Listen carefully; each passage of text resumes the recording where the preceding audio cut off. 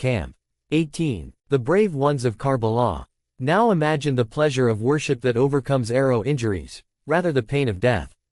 If you want to know more about the greatness of the pleasure of worship, just look at the condition of the companions of Imam Hussein a.s. It is really astonishing how they left everything, i.e. wealth, position, family and children, in the way of Allah. Doing away with physical pleasures, they embraced all kinds of troubles and hardships and sacrificed their likes with great love and devotion. On the night of Ashura, 10th of Muharram, Barer was saying, "Tonight I am happier than I ever was in my whole life, because I know that tomorrow my place would be in paradise." On the day of Ashura, the condition of Abbas was such, that he removed his coat of mail and helmet and, in that same condition, jumped into the sea of soldiers and confronted the waves of the enemies. Imam Hussein a.s. had announced several times loudly and given permission that any one of them could go away if they so wished, but none took benefit of this permission. The black slave, John, was begging Imam Hussein a.s. to permit him getting killed in the battlefield. Companions of Imam Hussein a.s. were saying to the effect, "O Master of Religion, even if I carry my throne of excellence up to the Empyrean high seat, then too, I remain a slave of yours. O honorable gentleman, I remain needy of this house of yours. If I draw away my heart from you and give up your love, then where would I throw such love and where would I carry such a heart?" 19. Science supports belief of monotheism. Man should not fall short in gaining the recognition of God and his worship. We must definitely acquire the knowledge of modern sciences, but should also try to have the knowledge of God. There is no contradiction or inconsistency between the two. The two do not negate each other, rather scientific knowledge supports belief in oneness of God. In fact, it increases knowledge and belief in God, helps in recognizing one God and cures doubt. The purpose for the creation of heavens and earth is that man may acquire the knowledge of God. The purpose of all creation is recognition of God. The Holy Quran points to this. Allah is he who creates 7 heavens and of the earth the like of them. The decree continues to descend among them, that you may know that Allah has power over all things and that Allah indeed encompasses all things in his knowledge. 20,227. Everything takes place as destined by Allah and according to his arrangement. It may be life or death, riches or poverty, hardship or comfort, sickness or health. In short, everything takes place according to command from Allah. As there are 7 heavens, in the same way there are 7 earths too. In the book Al-Hayato wal Islam, Shahristani says, 7 earths denote the 7 planets of the solar system: Earth, Venus, Mercury, Jupiter, Saturn, Uranus and Neptune, and 7 heavens denote the skies enclosing these 7 planets. This verse is talking about our solar system. Now, since the interpretation of number cannot become the proof even if there are millions of earths and heavens and there are thousands of other systems like our solar system, then too this verse cannot be refuted. This can be further explained by the example of a person who says, "I have 2 horses." Now it could also be that he is having more than 2 horses. Even if he has 100 horses, his statement cannot be proved false because he did not say, "I do not have more than 2 horses." For more information, refer to the above-mentioned book, Worship and Knowledge of Allah. And I have not created the jinn and the men except that they should serve me. 21. It means that they reach up to the level of servitude and recognize the kingdom of Allah to its appropriate worth. They gain access to the great stage of Allah's nearness. But this requires knowledge and action. These two are just like 2 wings to fly up to the heights of spiritual status. Those great positions are such that no physical eye has seen them, neither any ear has heard about them. Rather, it has not even occurred to a materialistic man. Therefore it is necessary that man should know and understand the diseases of doubt and ignorance. And he should go in quest of knowledge and certainty, that is recognition of God, to cure them. The remedy of doubt and the position of certainty. Belief in Allah, that is to recognize the truth, and to create belief on that is not a thing in which there is absolutely no need of the means of, say for example, eyes and ears from the 5 senses. Rather, belief gets into the heart through these means only. With the help of these apparent means it enters into the heart and mind.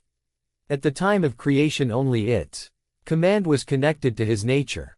By nature man is created in such a way that he has the capacity to get belief into his self.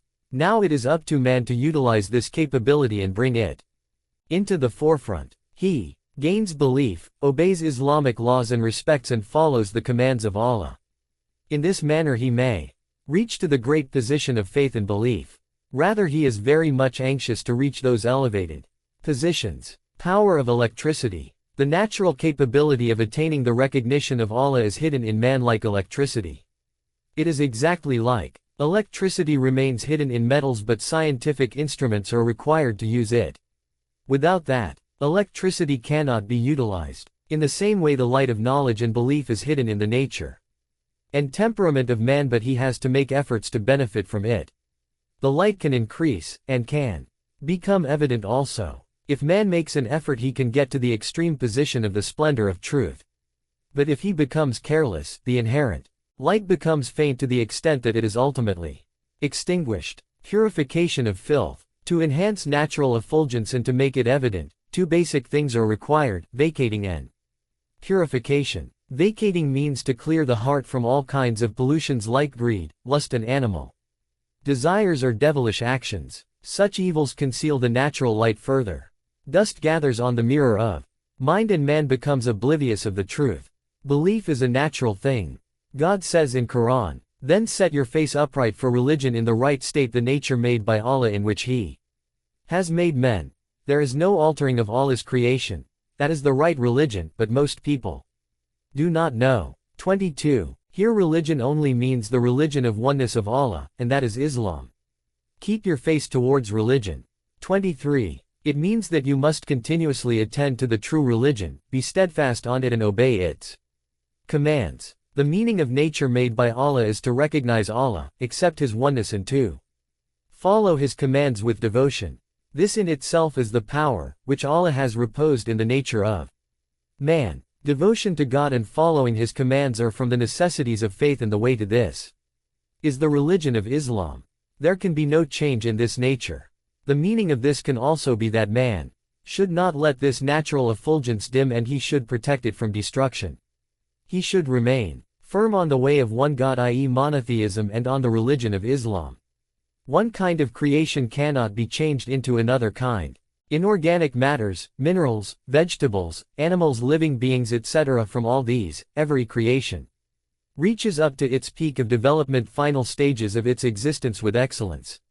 They attain development, but they cannot leave their own species and get themselves changed into some other form of creation. Almighty Allah has given this capability to the grain of wheat, that when it is sown in proper soil and in proper conditions, i.e. when it is given water in proper proportions, the grain can split the ground and come up in the form of a sapling.